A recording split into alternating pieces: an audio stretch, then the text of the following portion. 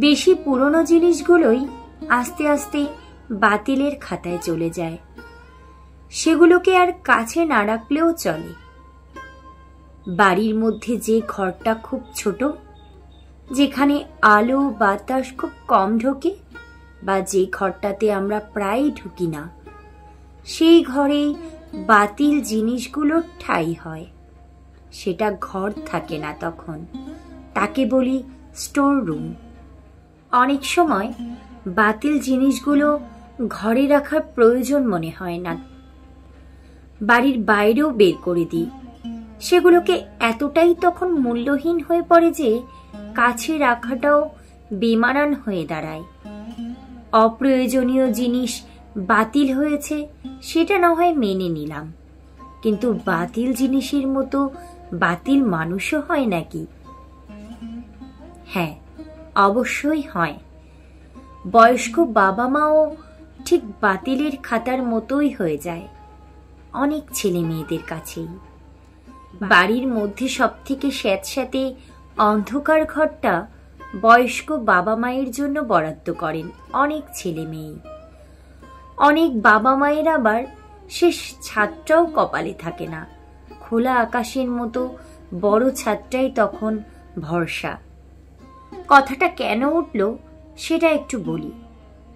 শিয়ালদহ ফ্লাইওভারের নিচ দিয়ে হেঁটে যাচ্ছিলাম দিন 7 আগে। একজন বয়স্কা মহিলা, বয়স আনুমানিক 70 তো হবেই বা তার বেশি, হাতের ইশারায় ডেকে আমাকে বললেন, ও ছেলে, একটা কথা রাখবে?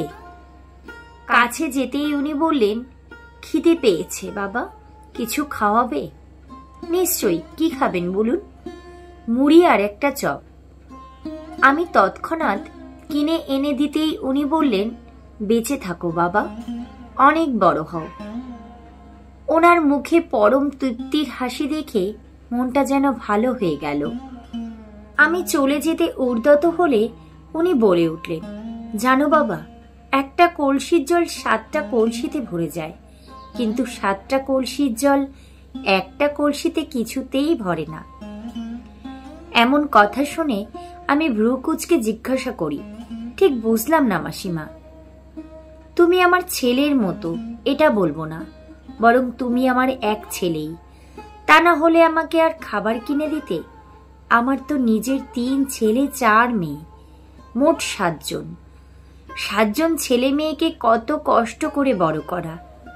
আজ আমাকে কেউই দেখে না, অথচ একসময় 7 ছেলে মেয়েকে নিজে না খেয়েও ওদের মুখে খাবার তুলে দিয়েছি।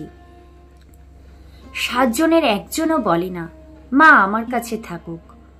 আমার স্বামী মারা গেছে 10 বছর আগে, ছেলেরা বিয়ে করে সব আলাদা।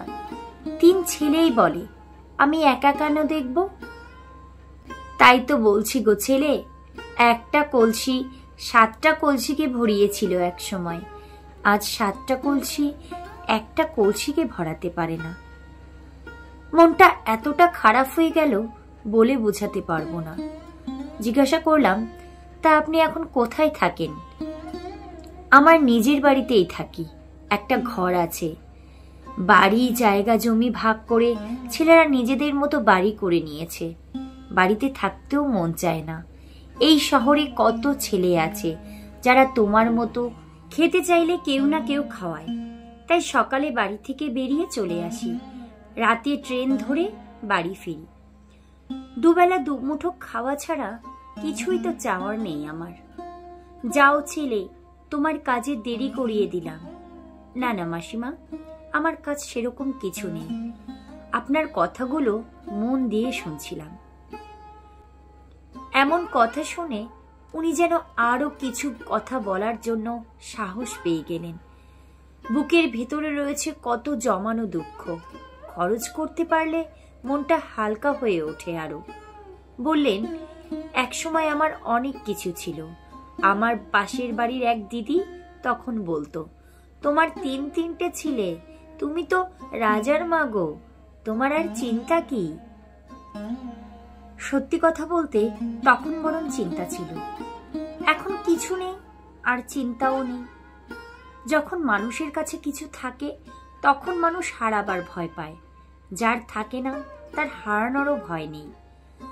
যাও, এবার যাও, আর দাঁড়িয়ে থেকে দেরি করো না ছেলে, এই গল্প শেষ হবার নয়।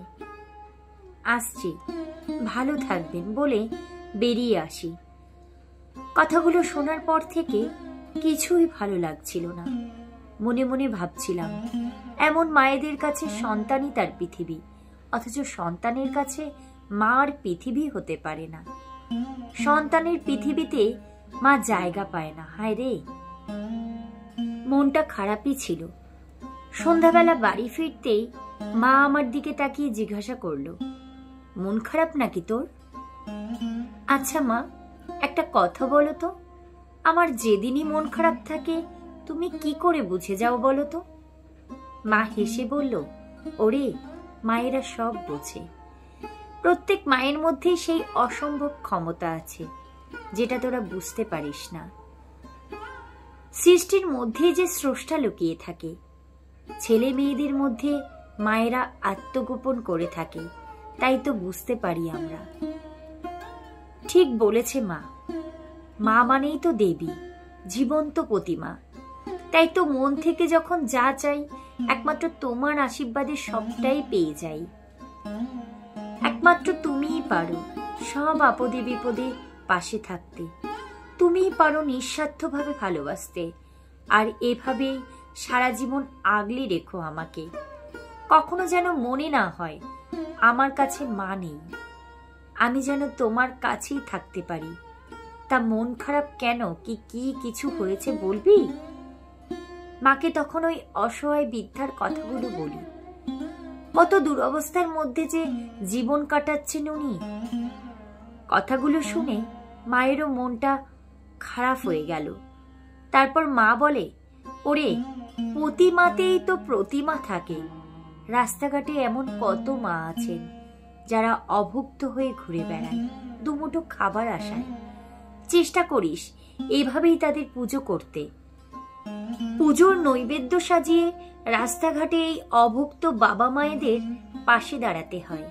দেখবি পথের দুধারে অনেক অনেক দেবালয় পাবি, সেখানেও শত শত প্রতিমা আছে অভুক্ত হয়ে। তাদের সেবা করিস। প্রতিমাতেই একজন করে প্রতিমা থাকে।